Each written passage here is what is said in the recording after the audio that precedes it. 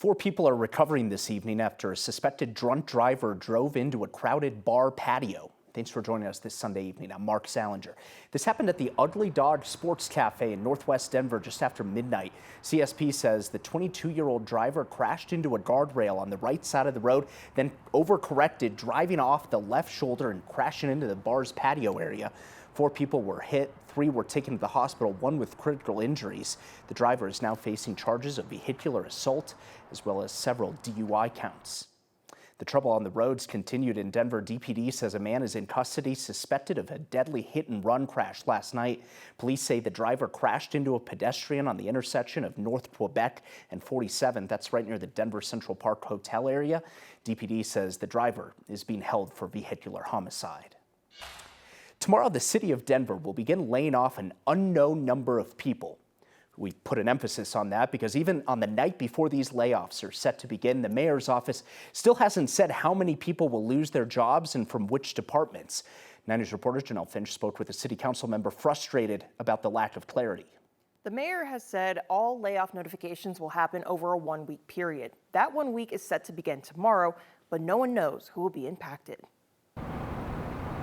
The end is near for some city employees, but who?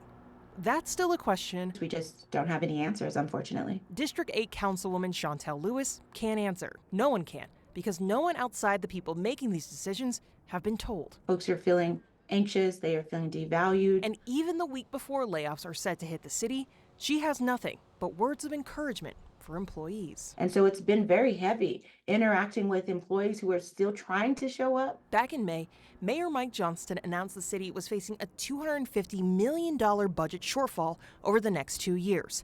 The layoffs will begin tomorrow. The union representing city workers says around 1,000 jobs will be cut. The mayor's office hasn't confirmed or refuted that number. No one knows how many jobs will be cut for sure. Not only is it unfair, it's unkind. Lewis says she's advocated for public input to help solve the city's budget problems, hoping to save jobs. That's unlikely to happen. We figure it out together. So to use the delegates across the city to figure out what is a budget that we could move forward. With Johnston's unknown plans set to go into motion, Lewis is preparing for the fallout. She says she's identifying nonprofits and mutual aid opportunities to be resources. Prioritizing people, prioritizing their ability to take care of themselves and their family. For how many people, she doesn't know. But what she does know is that there will be a need. The mayor should have to answer to the folks who are going to be impacted by this. That includes the workforce, but also the city. And I can't atone for that. That's the work that the mayor and his administration has to both own and lead in. That's what leadership is. According to the city, laid-off employees will receive 30 days of paid leave and severance packages based on their time with the city. The mayor's office did not respond to our request for an on-the-record comment or tell us who may lose their jobs tomorrow. Janelle Finch, 9 News. Yeah, Janelle, and we already know that some departments within the city are asking their employees to stay home tomorrow as these layoff notifications go out potentially online. Other departments are doing it differently. Janelle Finch reporting. Appreciate it. Thank you. Turning our attention now to the weather. Hot and beautiful day out there, not much to complain about, but it has been warm out there for the last couple of days, if not weeks, with even more dry and hot weather continuing this week. 9 News meteorologist Corey Reppenhagen joining us now. And Corey, we can see the temperatures up again, close to that 100-degree mark. Yeah, we'll make another run at it. We've only hit 100 once so far, but we've had 98 and 99 a number of times, and we'll probably be there again by Wednesday and Thursday. Today, as you look at the live shot here across the city of Denver, was the 42nd hot day of the season here in Denver. If you use 90 as the threshold to describe what hot is, currently 89 at DIA, 91 at 9 News Studios here in downtown. Not much going on in the way of precipitation across the state, although we're seeing puffy clouds forming just about everywhere. Just not a lot of rain making it away from the cloud down to the ground. A couple of showers here in the Front Range area, one down to the southeast and another one to the northeast, but not a lot of action. And that will probably be the same tomorrow, although we'll have much more moisture in the air and a few bigger storms to watch in the area. We'll likely stay dry here in Denver. Temperatures will get up there again. Full sun in the morning. Clouds come about 1 o'clock. getting the temperatures up to 92, about where they were today. It'll feel very similar to what we had today. Here is the forecast across the rest of the state. Lots of 90s across the eastern plains and the western slope, with 70s and 80s in the mountains. So it'll be hot all across Colorado for the entire day. I'll have more information on how hot we will get in about the middle of the week coming up in the full forecast, Mark. Corey, appreciate it. Thank you.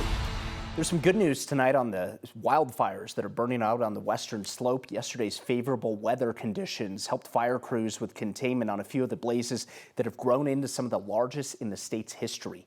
The Elk Fire is now 100% contained. That one started right outside of the town of Meeker in Rio Blanco County. That doesn't mean that the fire's completely out, of course. Officials just say that they have it contained. Officials say the fire has now burned more than about 14,000 acres, or about 22 square miles. So then there's the Lee Fire that's burning right near the Elk Fire, but the Lee Fire is the really big one. That one's now 42% contained, also right near Meeker, kind of in between Meeker and Rifle. The fire has burned more than 137,000 acres, or about 214 square miles. That's right on the cusp of becoming the third largest wildfire in the history of Colorado. That would surpass both the Hayman and the Pine Gulch fires in size if it grows just a couple more thousand acres. There are more than 1,000 firefighters and first responders now working on these fires to try and contain them both. As we've been talking about, it's been brutally hot across the state this week. That heat is now forcing the Pter School District up in northern Colorado to end classes early for now a second week in a row. The district says they'll be dismissing most students 2 hours early all this week because of those high temperatures. If forecasted temperatures drop below 90 degrees, all schools will then operate on a normal schedule. Some parents we spoke with are calling on the district to change its academic calendar to account for the extreme heat that comes with school in August. This is an ongoing issue. This is not going to stop. And they're not suddenly going to have the money to retrofit all of these buildings in the district with air conditioning. It's just absurd. So that's really my point here. It's not about my kid. It's about all the kids. Pter School says the state's required number of minutes influences when kids go back to school and why they go back to school so early in the summer in some cases. District leaders say they will reevaluate the forecast on Wednesday to see if there's any changes that would cool down the classrooms just a little bit. And tomorrow, students with Colorado's largest school district will head back to class. Denver Public Schools begins a new school year, but it also comes with a little bit of uncertainty. The Trump administration had withheld federal school funding last month. DPS does have all of the $10 million in federal funding that was promised. DPS Superintendent Alex Marrero says he worries that even next year, they may lose that federal funding altogether.